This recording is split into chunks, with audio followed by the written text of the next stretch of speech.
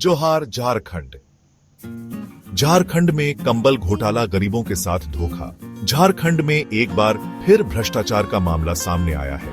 इस बार ठंड से ठिठुरते गरीबों को कंबल बांटने के नाम पर 30 करोड़ रुपए का घोटाला हुआ है। सामाजिक सुरक्षा विभाग ने ये कंबल खरीदे थे, लेकिन ये कंबल घटिया क्वालिटी के निकले। इनका वजन भी तय मानकों से बहुत कम था। सरकार ने गरीबों के लिए कंबल खरीदने के लिए जनता के पैसे पानी की तरह बहा दिए, लेकिन ये पैसा भ्रष्टाचार की भेंट चढ़ गया।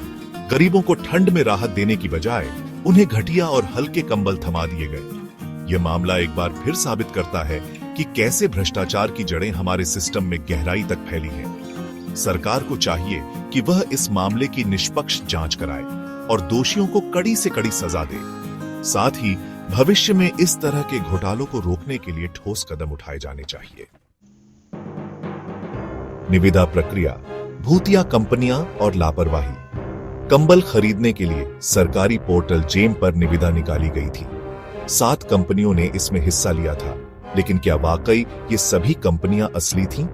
यह एक बड़ा सवाल है, क्योंकि अंतिम रूप से चुनी गई 4 कंपनियों में से 2 पर पहले से ही सवाल उठ रहे हैं। आरोप है कि ये कंपनियां सिर्फ कागजों पर ही चलती हैं। इन कंपनियों को कंबल सप्लाई का ठेका कैसे मिला, ये जांच का विषय है। क्या निविदा प्रक्रिया में जानबूझकर खामियां रखी गई थीं? इन सवालों के जवाब मिलने चाहिए। जांच एजेंसियों को यह पता लगाना चाहिए कि क्या इस मामले में कोई साठगांठ थी। क्या किसी ने जानबूझकर घटिया क्वालिटी के कंबल खरीदने में मदद की? वजन में घपला, कागजों में भारी, हकीकत में हल्के। निविदा की शर्तों के मुताबिक हर कंबल का वजन धोने के बाद भी 2000 ग्राम होना चाहिए था, लेकिन जब कंबलों की जांच की गई तो उनका वजन इससे बहुत कम निकला।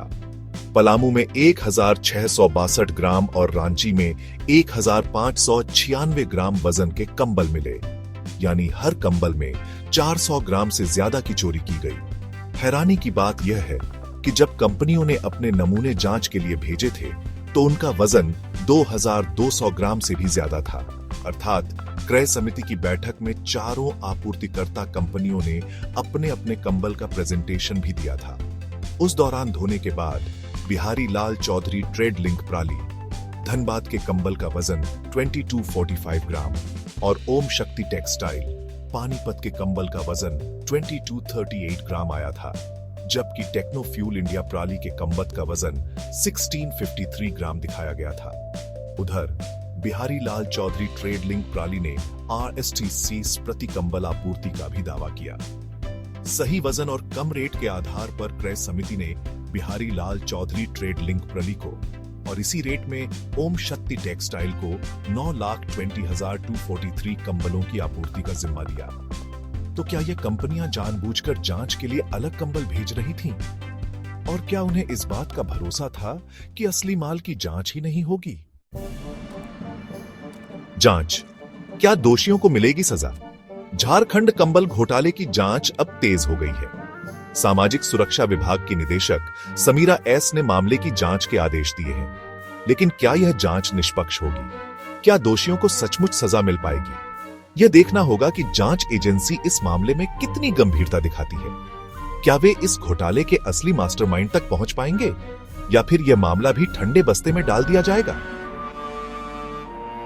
Thanks for watching. Subscribe the channel for more updates.